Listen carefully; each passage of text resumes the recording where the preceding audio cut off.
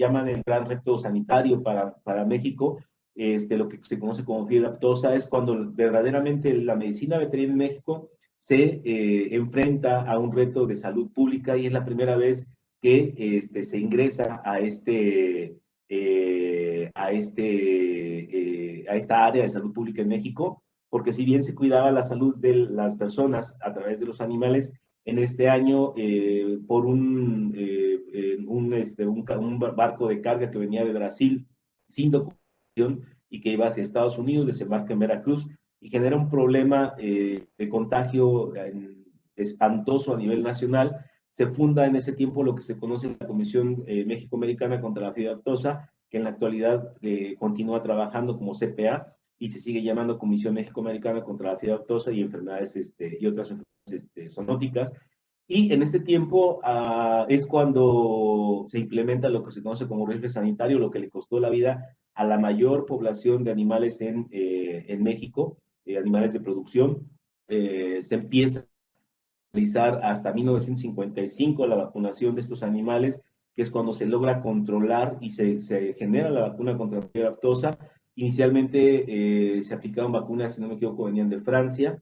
Posteriormente se empiezan a desarrollar en México y entonces es en ese momento cuando la medicina se vuelve aún más científica. Se establece el laboratorio de Palo Alto, en donde se empiezan a desarrollar estas vacunas y se empieza a generar investigación en contra de esto, ¿no?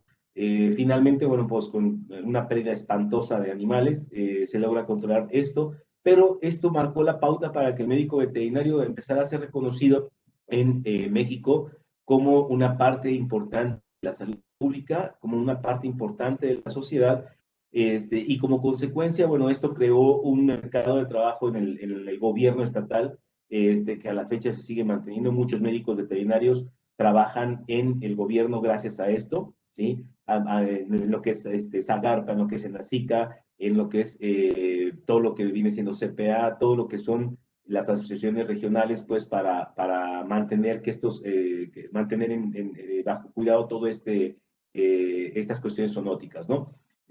Muchos médicos veterinarios ocuparon puestos claves en el gobierno. Se creó por primera vez un colegio de médicos veterinarios en México, el Colegio Nacional, y les decía, los profesionales mexicanos en la medicina veterinaria ya entraban en una etapa pues de investigación científica. También los médicos veterinarios empezaron a tener unos sueldos importantes, unos sueldos más adecuados, pues porque no era tan valorada la profesión, y esto ayudó precisamente para que la profesión socialmente se revalorara y se mantuviera en un lugar bastante importante, ¿no? Y en este momento se empieza a dar un diálogo entre el gremio y el Estado. El médico veterinario empieza a tener una participación dentro de la toma de decisiones en las leyes que son concernientes a la medicina, la medicina y salud pública, ¿no? El primer evento que marca la pauta para la importancia del desarrollo de la medicina veterinaria es precisamente que en el 69 se genera la Asociación Mexicana de Médicos Veterinarios Especialistas en Pequeñas Especies, que a la fecha sigue trabajando, se llama AMBEPE. Esto era la Asociación Nacional. En la actualidad, bueno, tenemos muchos colegios y tenemos muchas asociaciones que ya no están dentro de AMBEPE. Antes todas eran parte de AMBEPE. En la actualidad, bueno, hay diferentes federaciones. Está la federación, la FEDMBZ, está FEMAMBEPE, las cuales integran, FEMAMBEPE integra la mayor parte de colegios de asociaciones de medicina veterinaria dedicadas a pequeñas especies, ¿no? Y la FEDMBZ, a través de los colegios estatales, también integra algunos colegios y asociaciones que se dedican a pequeñas especies.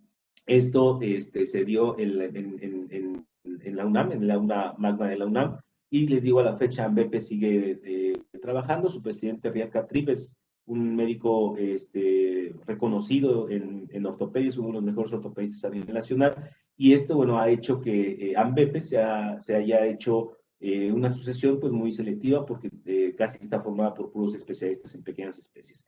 Esta, obviamente, pues nace con una problemática. ¿Por qué? Porque siempre había este tipo de cuestiones, ¿no? Los maestros que eran reconocidos como los médicos, los mejores médicos, que no se apegaban a lo que es la medicina basada en evidencia, y por el otro lado, bueno, la gente que estaba pugnando porque esto cambiara mucho con información nueva y demás, ¿no? Recuerden que la medicina basada en evidencia precisamente pugna siempre por tener información de primera mano, información científica, y se basa justamente en esto, ¿no? La experiencia de la persona, ¿sí? La capacidad y la competencia de la persona para ser médico veterinario, tener una práctica adecuada, pero se va a basar siempre en la información científica, ¿no? Que esta lo tenemos obviamente de los journals, de todo este tipo de cosas, y la otra, pues que forma la triada de la medicina basada en evidencia, que sería el propio paciente, ¿no? En la medicina humana se llamaría la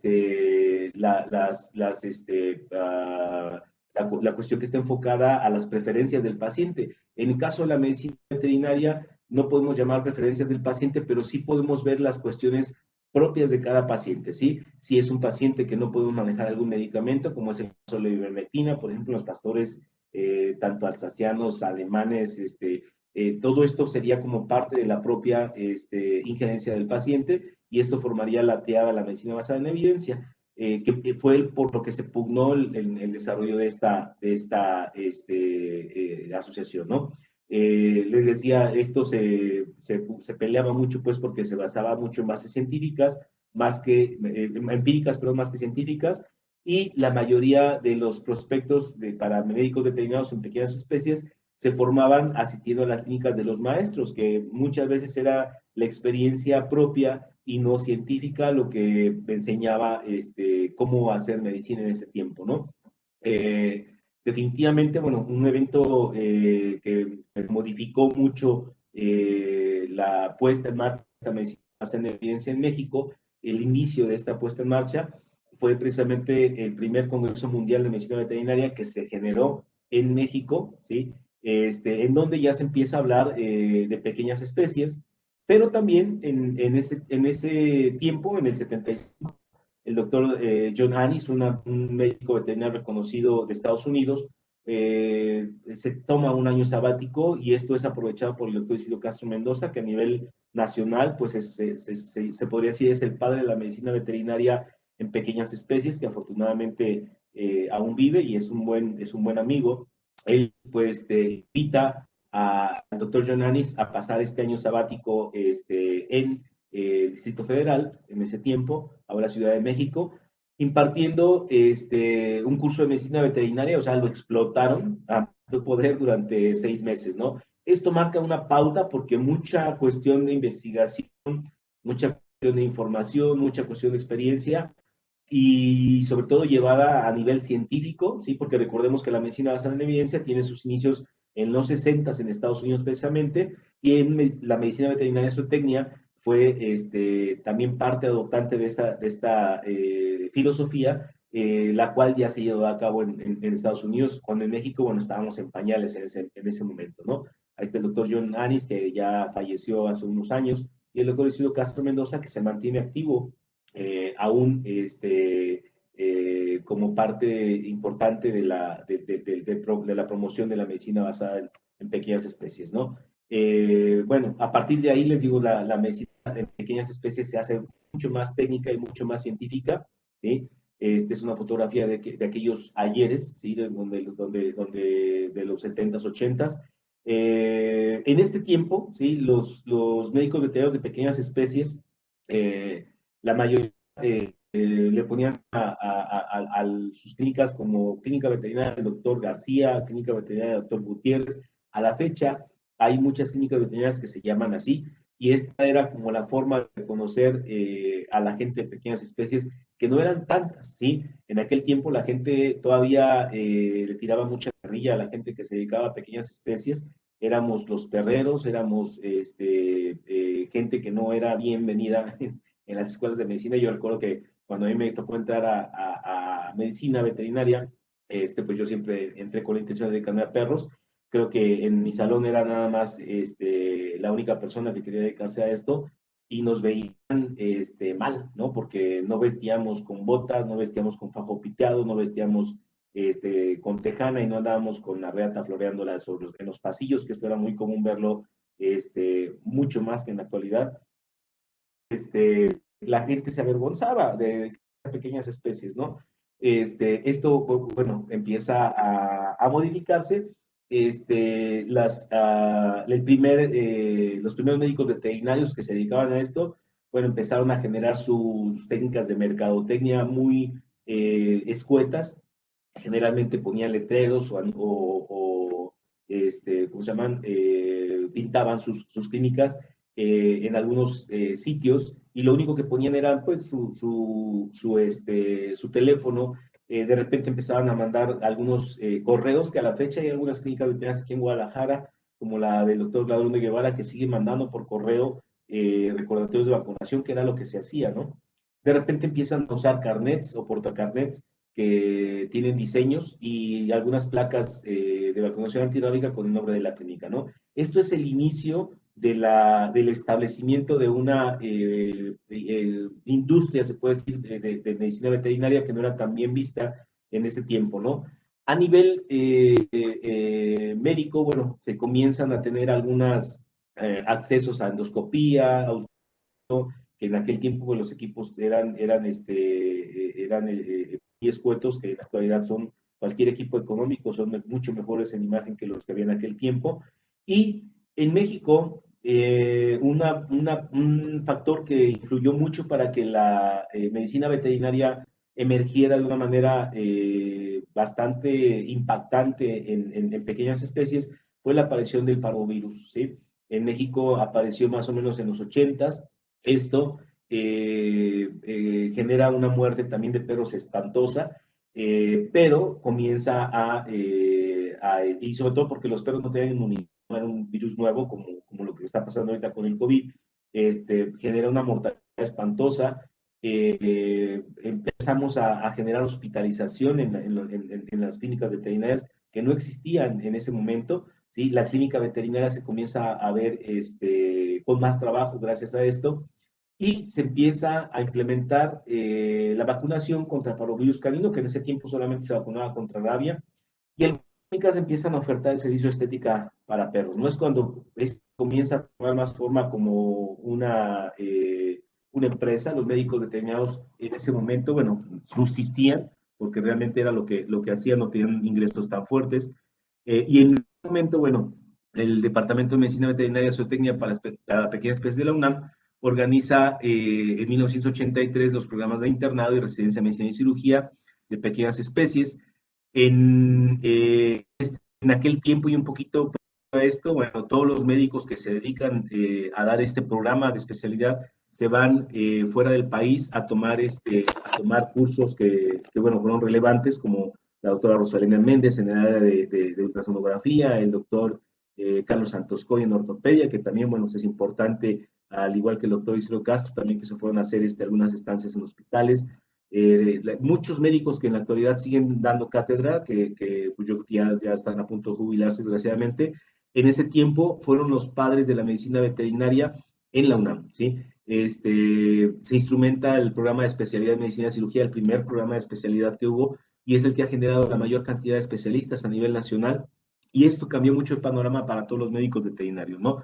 Empezó a hablarse a muchos estados, y esto provocó, bueno, que hoy en día la medicina veterinaria, bueno, sea una de las carreras más populares.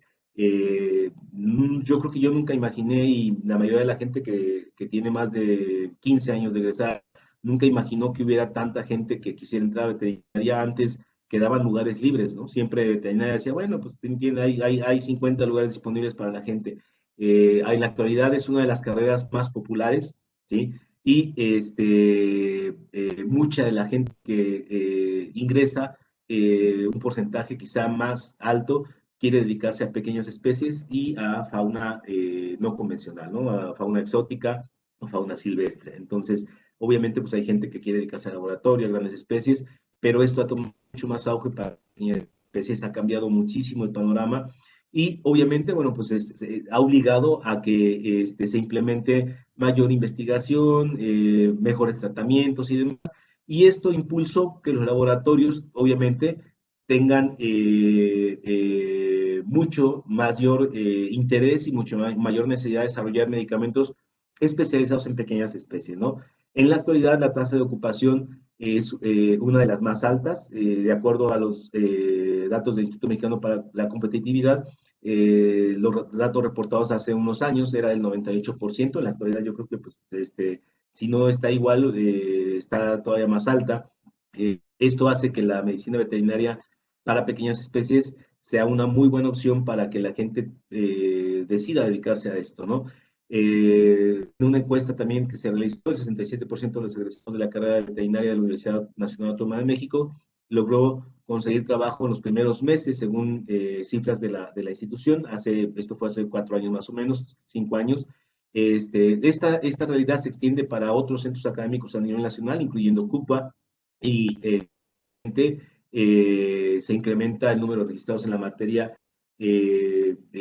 sobre todo los destinados al cuidado de pequeñas especies, ¿no? Al cuidado de las mascotas. Ahora, hablando del médico veterinario de pequeñas especies, hay que tomar en cuenta un factor muy importante.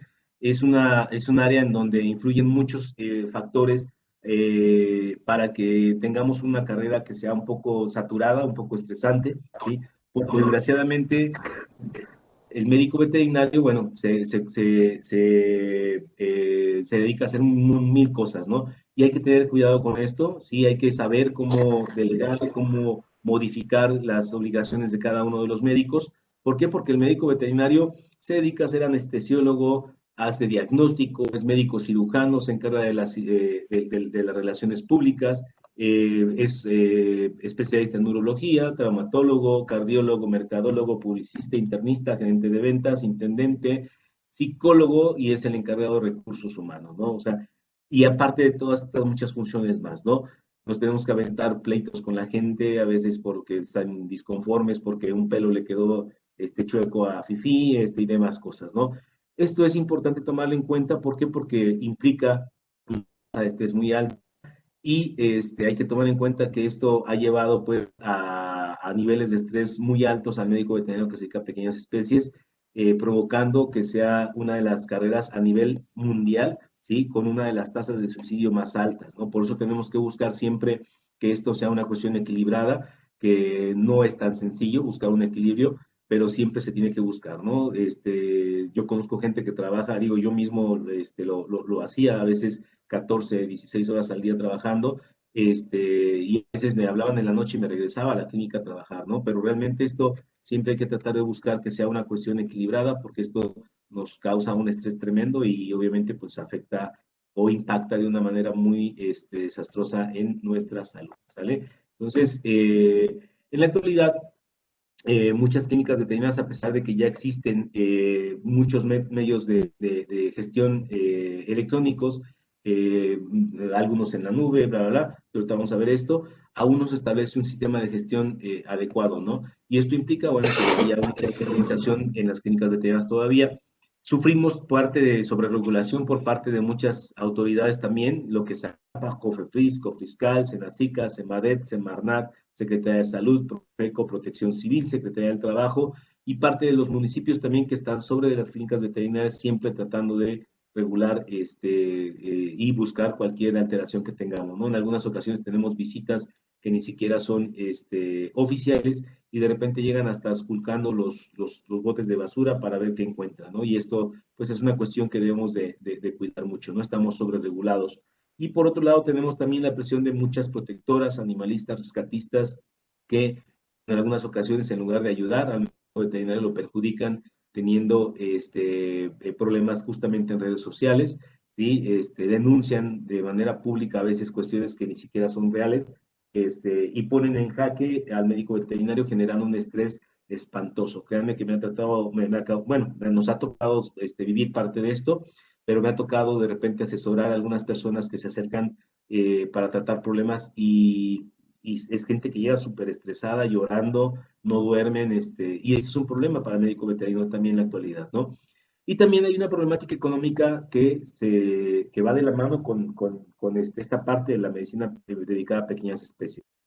En la actualidad, bueno, pues esta parte de la economía, que la gente la voltea a ver y bueno, dice, bueno, yo puedo hacer muchas cosas que el médico hace, ¿no? Entonces, esto ha abierto la posibilidad para que mucha gente se dedique a pasear animales, ¿sí? la industria de alimento que ya estaba establecida, la que se genera alimentos húmedos, también se ve involucrada mucha gente que empieza a ver esta oportunidad de desarrollar los famosos alimentos BARF, ¿sí? Empieza a desarrollar sus propios alimentos que ni siquiera están regulados. La industria farmacéutica también la posibilidad de desarrollar, les decía, nuevos medicamentos, medicamentos más económicos, a lo mejor hasta de baja calidad, ¿sí? Las clínicas y hospitales, bueno, tienen un incremento tremendo, ¿sí? En la actualidad la cantidad de clínicas y hospitales que abren y cierran también día a día son muchísimas. Apertura de estéticas caninas que a veces tienen un problema porque hacen algunas actividades no debidas, que como médicos veterinarios aplican vacunas, desparasitan, hacen muchas cosas, teniendo pues ahí un conflicto con la cuestión de la profesión, ¿no? Los entrenadores de perros por su cuenta también, bueno, pues, en algunas ocasiones tienen pensiones, medican, vacunan, hacen todo este tipo de cosas. Las mismas pensiones, sí, que en la actualidad muchas ofrecen servicios de guardería, también a veces establecen programas de vacunación sin tener médicos veterinarios responsables. Esto implica un verdadero problema porque a veces no está regulado, ¿no? Y los médicos veterinarios estamos, como mencionaba, sobre regulados, ¿no? Entonces, en el entorno socioeconómico del médico veterinario, bueno, existe una mayor competencia. Como veíamos anteriormente, hay nueva gente que está dentro del mercado. Una cosa benéfica, bueno, hay un cambio cultural en la sociedad en donde la gente se preocupa incluso de más, ¿sí? A veces generando que los animales se humanicen y esto no es bueno. Siempre hay que concientizar a la gente que el humanizar al animal no es bueno, no es sano, ¿sí? También hay cambios de reformas estructurales en donde el médico veterinario se ve afectado y también no podemos ser ciegos a los cambios macroeconómicos que a escala mundial nos llegan a afectar, ¿no? De repente uno dice, ay, ¿qué me interesa que el Producto Interno Bruto se vea afectado? Pues obviamente nos va a impactar, ¿no? Eso nos va a alcanzar porque sí, eso implica menos dinero circulante, ¿sí? Si a nivel mundial empezamos a tener una recesión económica como la que se espera, que ya estamos viviendo y la que se espera que haya en los próximos meses y un par de años más. Desgraciadamente se espera que la peor crisis económica desde 1948 en México, que fue la peor que se había dado, sea peor todavía la que se viene, ¿no? Entonces, todo esto, el médico veterinario no puede ser ciego a estos aspectos que van a impactar definitivamente a la economía de la clínica, ¿no? Y también los aspectos de seguridad, porque sabemos, bueno, que a veces los médicos veterinarios se vuelven blancos de los dueños de las plazas que llegan y piden dinero, los asaltantes o los cristaleros que de repente llegan en la mañana, los médicos veterinarios se encuentran en la clínica veterinaria ya sin equipo, sin algunas cosas, ¿no? Entonces, todo esto nos genera muchos